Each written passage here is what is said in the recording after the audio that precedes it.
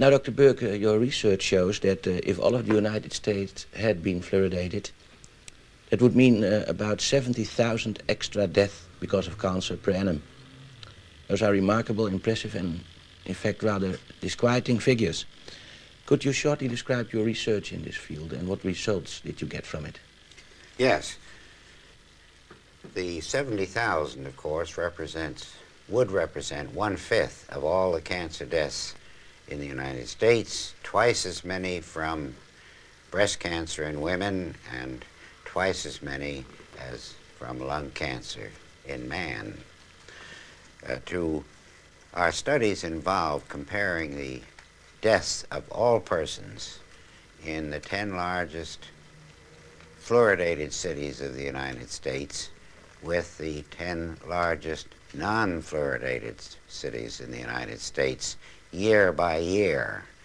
And we obtained a very remarkable curve, which you can see here perhaps. Here is the fluoridated, and here is the non-fluoridated set of 10 cities each. Here's where the fluoridation started, and before this time, both sets of cities were identical.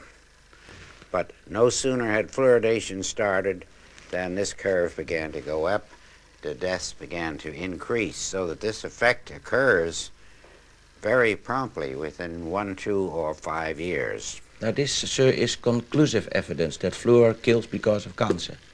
It is one of the most conclusive bits of scientific and biological evidence that I have come across in my 50 years in the field of cancer research.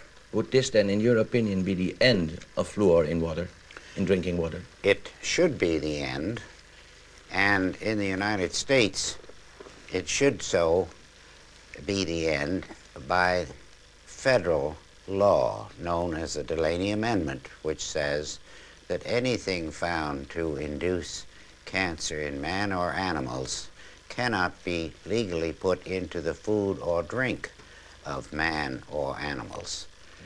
And so, and this is all less than 1 year old, so that it entirely changes any previous ideas of fluoridation that anyone may have had, because this is the first real indication of an important effect.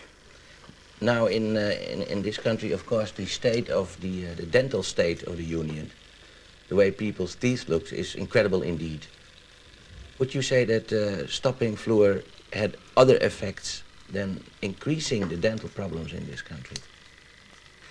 Well, I would rather look at it that it would certainly help the cancer death situation in this country, which I'm sure most people would agree is far more important than a temporary benefit to teeth in adolescent children.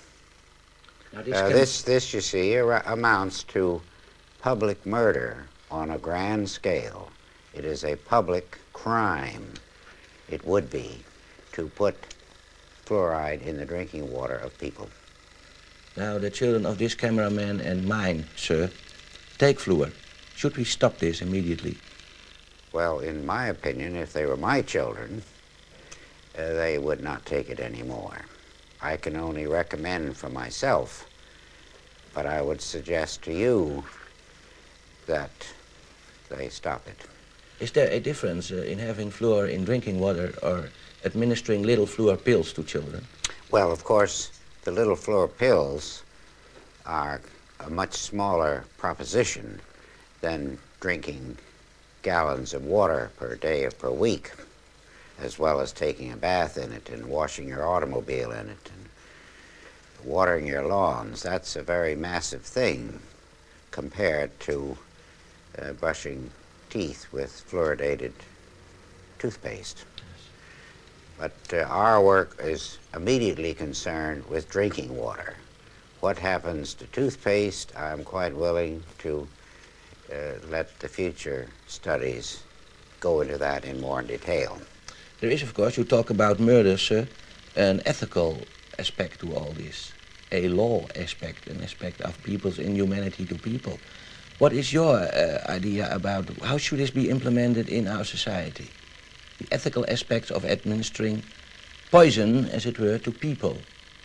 Well, I think this aspect, this murder aspect, clearly indicates a very strong unethical aspect to forcing people to kill themselves.